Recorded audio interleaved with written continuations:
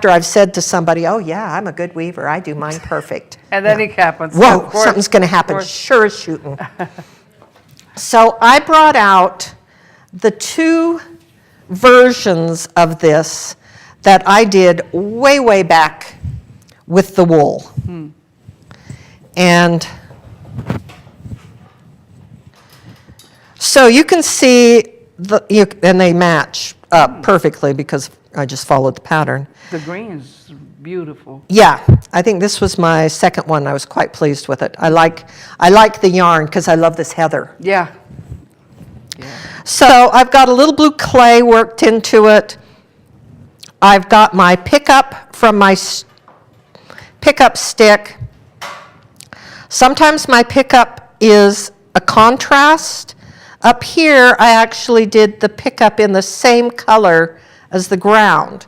So it's a much more subtle design. So each one does something interesting. And then we have our design pieces. And this one was one that I just did. When did I do this? Oh, I made this up last night. So I picked up in the book, well, no, I went into my old notes and I measured, I did 1.5 inches here and then 1/4 of an inch and 1/2 inch and 1/4 of an inch. And I drew this all up. And so these guys, keep in mind, were wool. When they washed, they compressed down a little. So they're slightly smaller than this one.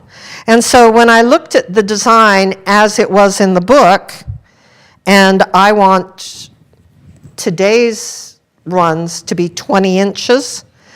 When I measured this, I was like 11 inches here. I want some plain in the middle because that's where my vase is going to sit.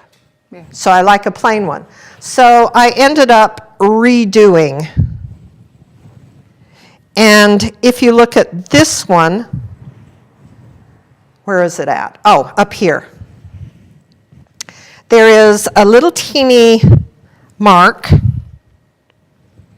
that says center. So I will be doing plain weave up to this center, and then turn the pattern around so that I can do exactly the same on the other side.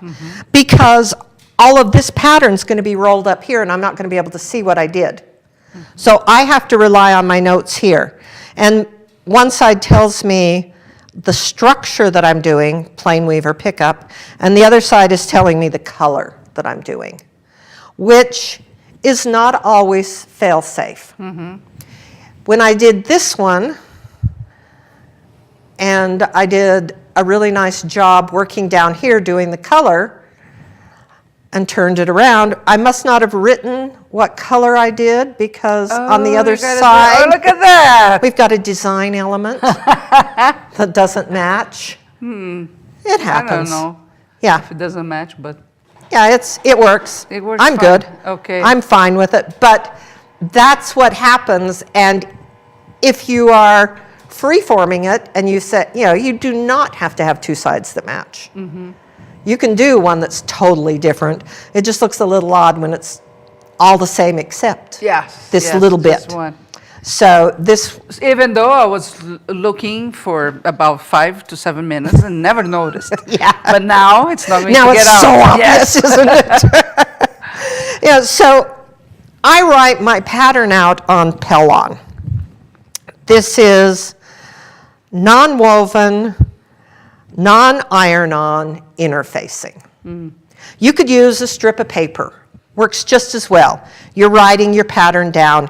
You're pinning it to your piece so that you can match up as you go. I use Pellon instead of paper because I tend to be so wild with my things and I tend to rip the paper.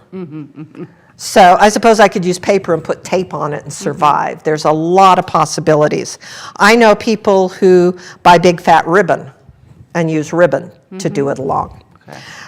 So if you want both sides to match, you can either pre-plan it or as you weave,